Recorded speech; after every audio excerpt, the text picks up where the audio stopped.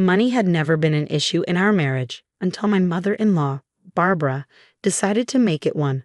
I've been with James for 6 years, married for 3, and I built my own successful business from the ground up. But to Barbara, I'd always be the girl from the wrong side of the tracks who somehow tricked her precious son into marriage. Looking back, I should have known something was wrong when Barbara insisted on hosting a formal family dinner on a random Wednesday evening. In the 3 years I've been officially part of the family, Barbara Hamilton had never voluntarily included me in anything, much less organized an event specifically requesting my presence. "Maybe she's finally coming around," James said as we pulled up to their sprawling estate in his Tesla. I gave him a look that made him chuckle. "Okay, maybe not. But Dad said it's important we both be there." I smoothed down my designer blazer, one I bought with my own money from my consulting firm's profits, and tried to ignore the knot in my stomach. The Hamilton family estate always made me feel small, with its perfectly manicured lawns and imposing colonial architecture. It screamed old money, everything Barbara had accused me of pursuing. James's sister Amanda was already there with her investment banker husband, and his younger brother Michael had brought his new girlfriend, another society-approved choice who came from the right family. Barbara had greeted her with open arms at their first meeting, something I was still waiting for after 6 years. "James, darling." Barbara air-kissed her son's cheeks, her diamond tennis bracelet catching the light. She barely glanced at me. "Oh, you came too, Jennifer." "It's Jessica," I corrected for the 100th time, knowing she got my name wrong on purpose. James squeezed my hand, a silent apology for his mother's behavior. The dining room table was set with the family's finest china. The set Barbara never failed to mention would go to Amanda since some people wouldn't appreciate its history. James's father, Robert, sat at the head of the table, unusually quiet and looking uncomfortable. Something was definitely off. We were halfway through the main course when Barbara clinked her crystal glass. "I have an announcement to make." Her perfect society smile didn't reach her eyes. "As you know, Grandmother Hamilton's health has been declining." My hand froze halfway to my water glass. I've been helping James's grandmother, Margaret, with her finances for the past year, something Barbara didn't know about. Margaret had specifically asked for my help, trusting my business acumen more than her own daughter's. Mother has become, Barbara paused delicately, confused about her finances. She's been making some concerning decisions lately, and as her daughter, I feel it's my duty to take control of her estate before any opportunistic individuals can take advantage. Her eyes landed pointedly on me. "What do you mean, Mom?" James asked, but I could see in his father's face that this had been discussed before. Barbara's smile turned predatory. "Well, darling, we've discovered some unusual transactions in Mother's accounts. Large sums of money being moved around. And given that certain people," another pointed look at me, "have been spending an awful lot of time with her lately." My blood ran cold. So that's what this dinner was about. "Barbara," I started, but she spoke over me. "I've already spoken to the family lawyer. We're freezing Mother's accounts and launching an investigation. We simply can't have gold diggers worming their way into our family and stealing our legacy." The table fell silent. Amanda looked down at her plate while her husband suddenly became very interested in his wine glass. Michael's girlfriend watched the drama unfold with poorly concealed fascination. "Mom." James stood up, his napkin falling to the floor. "You can't accuse Jessica of."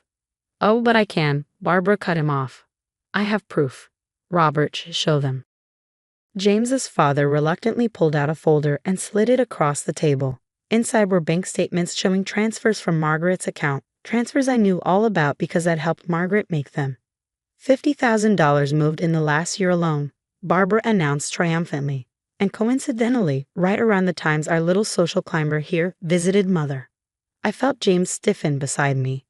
I could see doubt flicker across his face for just a moment, and that hurt more than all of Barbara's accusations.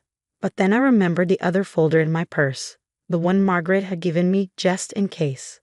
The one that would not only clear my name but reveal exactly who had been stealing from the family matriarch. I reached for my purse, my hand steady despite the adrenaline coursing through my veins. "You know, Barbara, it's interesting you brought up the missing money." "Oh," she arched a perfectly groomed eyebrow. "Ready to confess?" Actually, I pulled out my own folder, thick with documents. "I think it's time we talked about the real missing money." The $50,000 that disappeared from your mother's account long before I came into the picture. The money that, according to these bank records, went straight into your personal offshore account. The color drained from Barbara's face. You see, I continued, my voice gaining strength.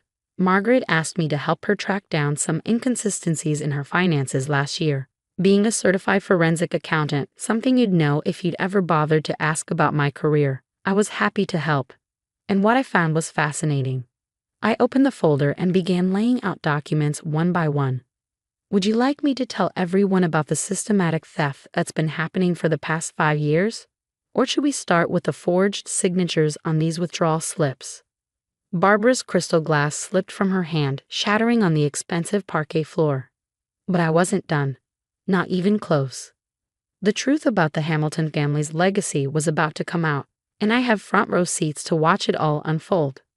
The silence in the dining room was deafening. Shards of Barbara's crystal glass glittered on the floor, much like her perfectly crafted facade was about to shatter. These are lies, Barbara finally sputtered, but her shaking hands betrayed her. Robert, tell them these are lies. James's father wouldn't meet his wife's eyes. He knew. Of course he knew. Let's look at Exhibit A, shall we? I pulled out a document with highlighted sections. Monthly transfers of $2,000 from Margaret's personal account to a shell company called Hamilton Heritage Holdings, a company registered in your maiden name, Barbara, started exactly 1 month after you gained partial access to your mother's accounts. Amanda gasped. Her husband, the investment banker, leaned forward with sudden professional interest. You told grandmother those were charitable donations. I continued, my voice steady. For a historical preservation society. But the money went straight to your private account in the Cayman Islands. I have the wire transfers right here. I demand to know how you got this information. Barbara's voice rose to a shrill pitch. Your mother gave me permission to investigate when she noticed her charity receipts didn't match her bank statements. She may be elderly, Barbara, but she's far from confused. James was staring at the documents, his lawyer's mind probably cataloging every legal violation. Mom, is this true? Of course not. She's trying to turn you against me, darling. This gold-digging little. Don't. James's voice was like steel. Don't you dare finish that sentence. I pulled out my phone and pressed play on a recorded conversation. The money is gone, Barbara. Margaret's clear voice filled the room. Did you think I wouldn't notice? My own daughter. Mother, you're confused.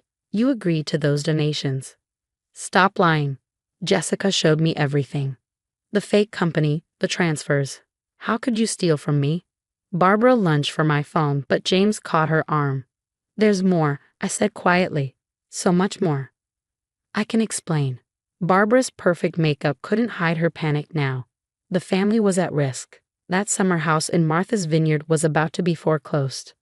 The house you told everyone was paid off. Robert finally spoke, his voice tired. The one you insisted we keep hosting charity events at to maintain our social standing. We are Hamiltons. Barbara slammed her hand on the table. We have a reputation to maintain. And then she comes along, she jabbed a finger at me. With her middle-class background and her self-made business, threatening everything I've built. Everything you've stolen, you mean? Amanda whispered, looking horrified. I almost felt sorry for Barbara. Almost. Would you like to tell them about the other money? The college funds you invested for your grandchildren. Michael's girlfriend quietly gathered her purse and slipped out. Smart girl. This wasn't going to get prettier. The college funds? Amanda's voice cracked. My children's college funds. I nodded grimly. Gone. Along with the family's holiday property maintenance fund and the charitable trust your grandfather set up. Mother? James's voice was barely a whisper. Barbara's facade finally crumbled completely. You don't understand. The market crash in 2008 hit us harder than anyone knew. Your father's investments were worthless.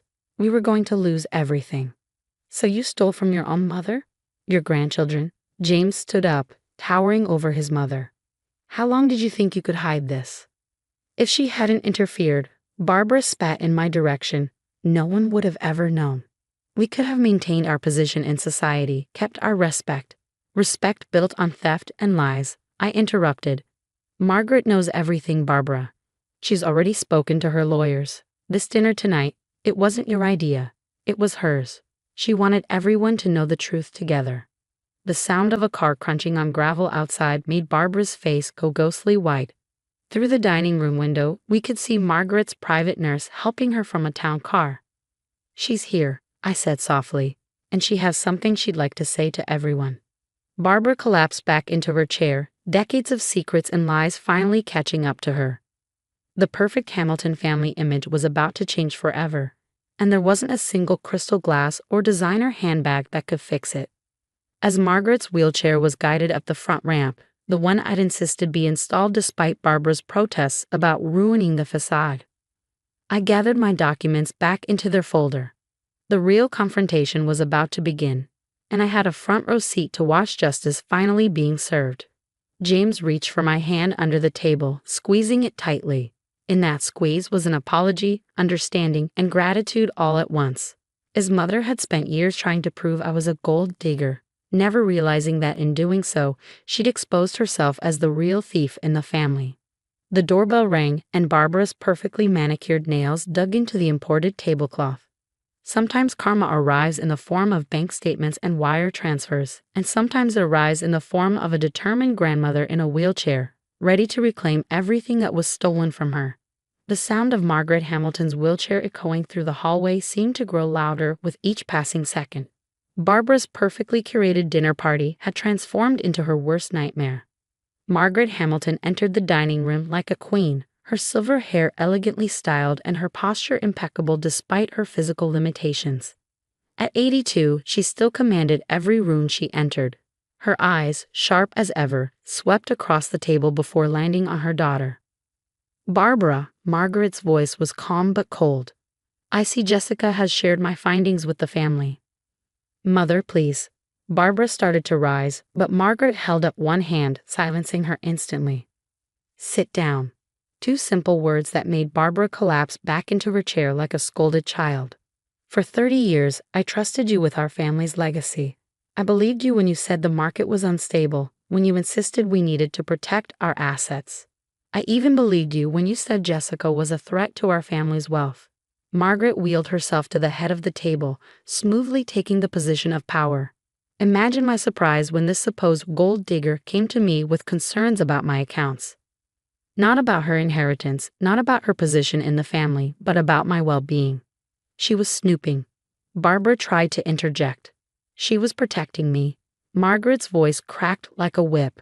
"While you were draining my accounts to maintain your country club membership and your spa weekends, Jessica was the one who noticed something was wrong. She spent months documenting everything, working late into the night after running her own successful business all day." James's hand found mine again under the table. I could feel him trembling slightly.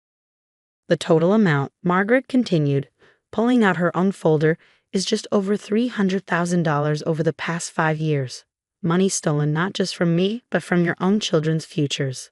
Amanda let out a choked sob. Her husband wrapped an arm around her shoulders. "But here's what truly breaks my heart, Barbara."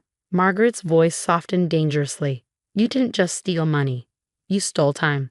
Time I could have spent getting to know my grandson's wonderful wife, if you hadn't been so busy painting her as a criminal. Time this family could have spent building real relationships instead of maintaining false appearances." Barbara's mascara left black trails down her cheeks now. "I was protecting our name by becoming exactly what you accused Jessica of being." Margaret cut her off. "A thief? A manipulator? The only difference is Jessica earned her success. You stole yours." The silence that followed was heavy with decades of deception. "So," Margaret straightened in her wheelchair, every inch the family matriarch, "here's what's going to happen. The police have already been notified. All the documentation has been submitted to the proper authorities. Barbara, you have a choice to make right now." Barbara's head snapped up. "You can either agree to pay back every penny you stole, accept whatever legal consequences come your way, and begin the long process of earning back this family's trust." Margaret paused, letting the words sink in. "Or you can leave this house right now with nothing but the clothes on your back. Either way, as of this moment, you no longer have access to any family accounts or properties." "You can't do this to me," Barbara whispered. "I'm your daughter." "Yes, I can, and I am. Because I'm not just protecting my money anymore. I'm protecting this family's soul." Robert finally spoke up. I've already spoken to our lawyer. I'll be filing for divorce in the morning. Barbara's world was collapsing in real time. Her perfectly orchestrated life of luxury and lies was crumbling around her designer outfit. She looked around the table, seeking any ally, finding none. I need time to think. You have 30 seconds, Margaret stated flatly. Choose. In the end, Barbara chose the only thing she truly cared about, herself. She grabbed her purse and fled the dining room, the front door slamming behind her moments later. Margaret turned to me, her eyes warm for the first time that evening. Jessica, dear, would you mind helping me review the account recovery procedures tomorrow? I find I trust your financial expertise more than any of our previous advisors. Of course, I managed to say through the emotion tightening my throat. And James? Margaret addressed her grandson. You married far better than we deserved. I hope you know that. James nodded, still processing everything that had happened. I do, grandmother. I really do. Later that night, as James and I lay in bed trying to make sense of the evening, his phone buzzed with a text from Amanda. Barbara just posted on Instagram about taking a healing journey to find herself. From first class on a flight to Switzerland. James showed me the phone screen and we both burst out laughing, the kind of laughter that comes after intense stress, slightly hysterical but cleansing. You know what's funny? I said, wiping tears from my eyes. She spent years trying to prove I was after the family money, and in the end, she's the one running away with whatever cash she had left. James pulled me close. I'm so sorry I ever doubted you, even for a second. You didn't doubt me, I corrected him. You doubted the situation. There's a difference. As we drifted off to sleep, I thought about Margaret's words about protecting the family's soul. Sometimes the biggest threat to a family isn't an outsider looking in. It's the insider desperately trying to keep others out. And sometimes the best revenge isn't serving cold evidence at a dinner party. It's living well, building genuine relationships, and letting the truth do its own work. The next morning, I had 3 missed calls from Barbara's number. I deleted them without listening to the messages. Some chapters are better left closed.